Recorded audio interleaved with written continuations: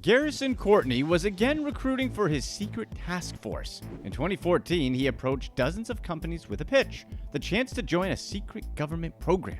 He told them that the program was so secret, the knowledge of the existence of the program could cost some agents' lives. But it was worth it because it's a program that would save way more lives. He called this top secret enterprise Alpha 214. It was approved exclusively by President Obama. Their secret activities were routinely discussed in surveillance-proof sensitive compartmented information facilities, or SCIFs for short. All around the DC area are companies just looking to get big national security contracts, and this was their chance. Just how did Garrison Courtney do it?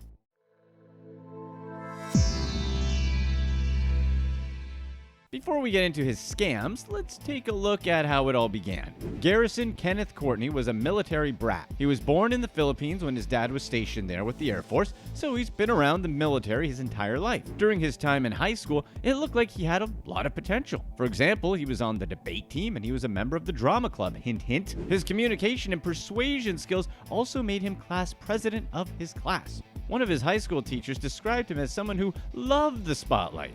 According to her, Garrison was the type of person who had plenty of schemes in his head. She went on to describe Garrison as a manipulative person who would cook up ways to persuade the students around him into doing what he wants. So it's safe to say that Garrison already had all it takes to be an excellent con man right from his younger days. After college, Garrison worked a few legit jobs before he ventured into a life of crime. He worked as a weatherman on CBS. He even worked at TMZ for a while. He then started getting into government jobs. He went to work as a public affairs officer for U.S. Immigration. He then took a job as a communications staffer for U.S. House Representative Katherine Harris. In 2005, he took on the role of public affairs officer for the DEA. It was through these government positions where he was able to start making the connections he needed to start his scheme. During his years in service as a government employee, Courtney gathered intel on how the government operated, and his positions gave him access to sensitive information. Garrison Courtney designed and began something many people in the government have called the greatest scam. What was his pitch? He told companies and government officials that he was a CIA agent who worked in a secret program. His pitch was simple to the companies. Put me and my security guy on your payroll so we can look like ordinary citizens while we're operating undercover, and we'll reward your loyalty with big contracts for your company. And the best part? The monthly salary they'd get, the companies would be reimbursed. What's there to lose? Garrison came up with program names such as Alpha 214 and FirstNet. He was extremely meticulous and bold with his scheme that it was almost too ridiculous to not be true. He would really play up his part of someone who served. He told companies that he was a Gulf War veteran. He would tell stories about how he could vividly recall choking in the thick black smoke of Iraq's oil fields, and that was why he had breathing problems. Except his breathing problem was simply that he just had asthma.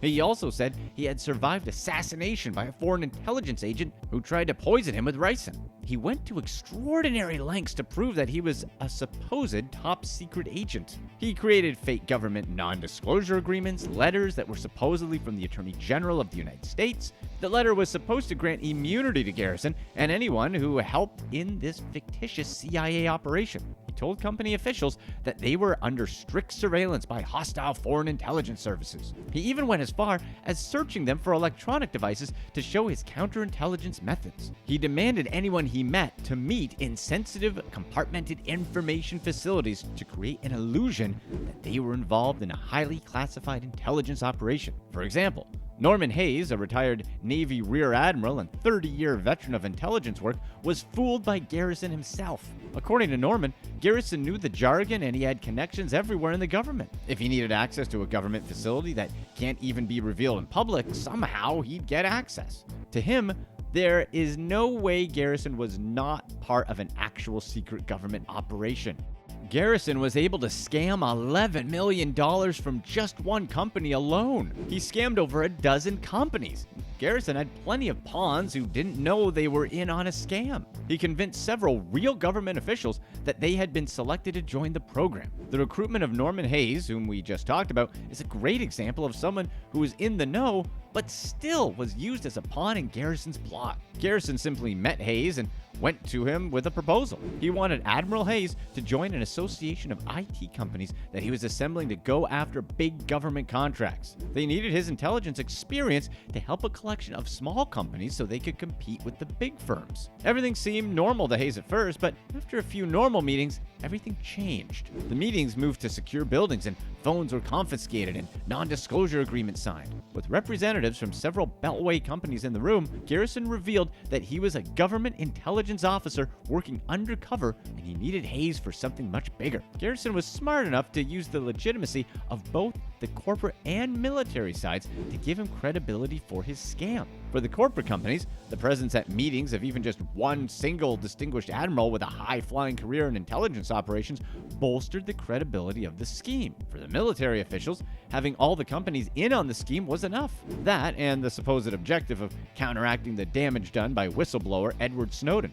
Obviously, Alpha 214 wasn't anything real. What it really was a case study of how companies are greedy for government contracts. These companies are all in the lucrative high-tech national security business that try to get their share of the black budget, which is a collection of classified intelligence programs that total tens of billions of dollars. It's basically a legal treasure hunt for these companies for taxpayer dollars. And plenty of retired government officials are hired by these companies to legally secure these types of contracts.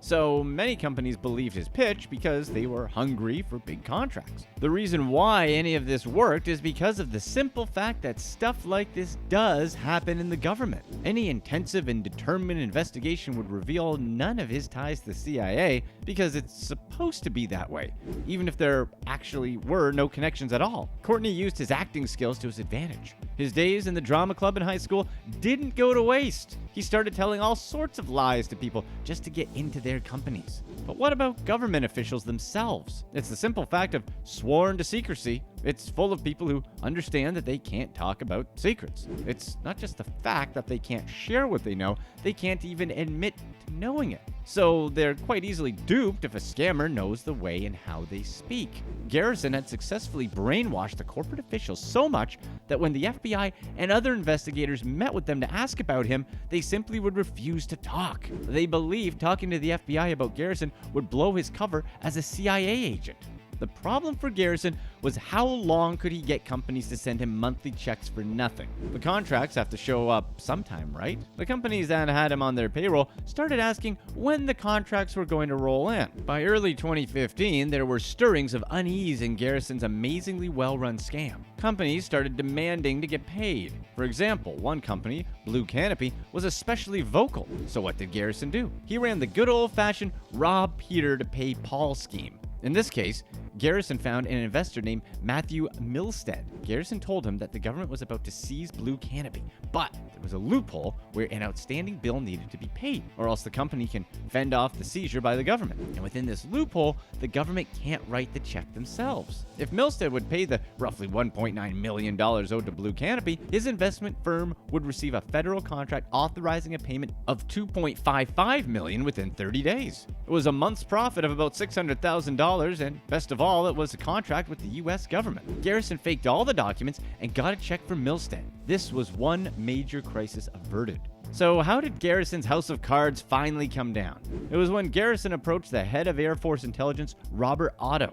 He attempted to recruit him for even more credibility for the growing number of companies recruited. He told General Otto that he was going undercover to different companies to dig up and flush out foreign spies. Otto was skeptical and thought the whole thing sounded weird. So Otto started researching about the supposed operation Garrison spoke about. A few months later, Otto met up with Garrison again. The problem for Garrison, Otto was wired for the FBI. The meeting helped unravel Garrison's scheme, and by spring of 2016, he was completely exposed on tape with all his lies. A whopping 10 different intelligence agencies had to work together to bring Garrison Courtney in. It took them over 5 years to finally bring him to justice. In June 2020, Courtney pleaded guilty to his crimes, but did this stop him?